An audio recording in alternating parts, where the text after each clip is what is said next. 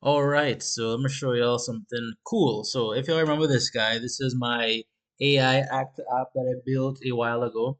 So you remember he started off as, being able to just go back and forth with you in text, and then I was able to make him actually talk back to you. Then I added the facial animations and the keyword tracking. So depending on what keywords, he would have different emotions. No, he's evolved to now be placed in a medical setting.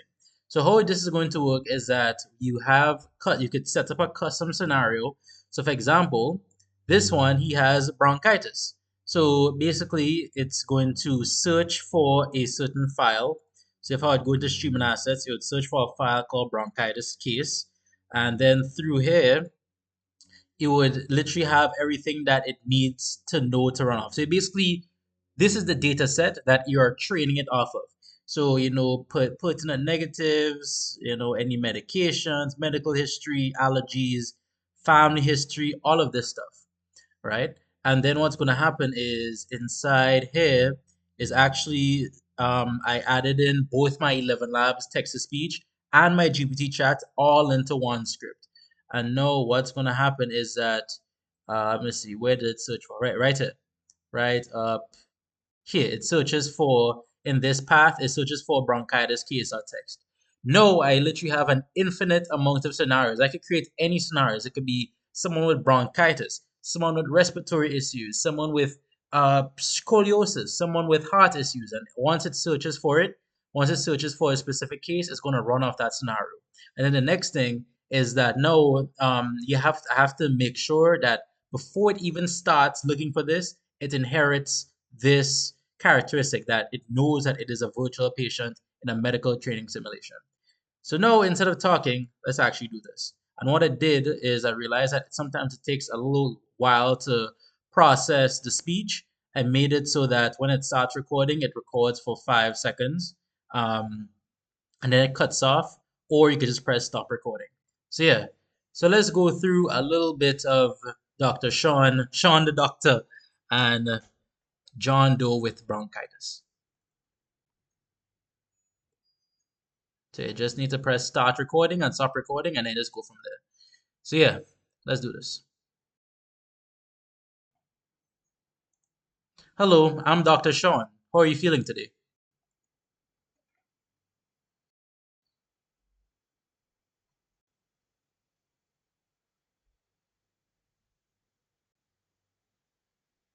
Hi, Dr. Sean.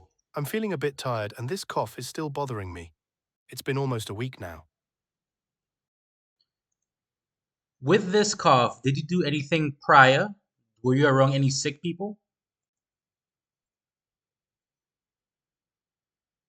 I didn't do anything specific prior to the cough starting.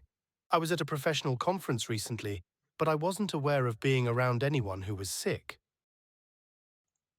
Besides a cough, do you have any other symptoms?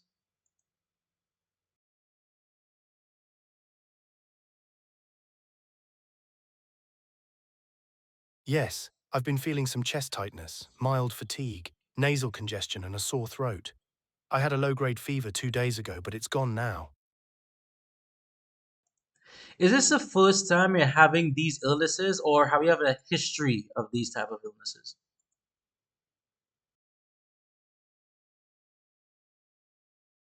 This is the first time I'm having this kind of illness. I haven't had a history of similar issues before. Can you break down your family history? Is there any medical incidents that runs in your family?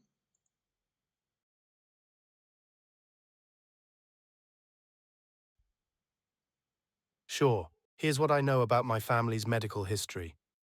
My father has hypertension and high cholesterol. My mother has seasonal allergies and type 2 diabetes. My sister is healthy. There's no family history of asthma, COPD, lung cancer, or autoimmune diseases that I know of. Do you have a primary care physician where I can see the records of any past medical events? No, I don't have a regular primary care physician. This is the first time seeing a doctor for this cough. All right, so let's start running some tests.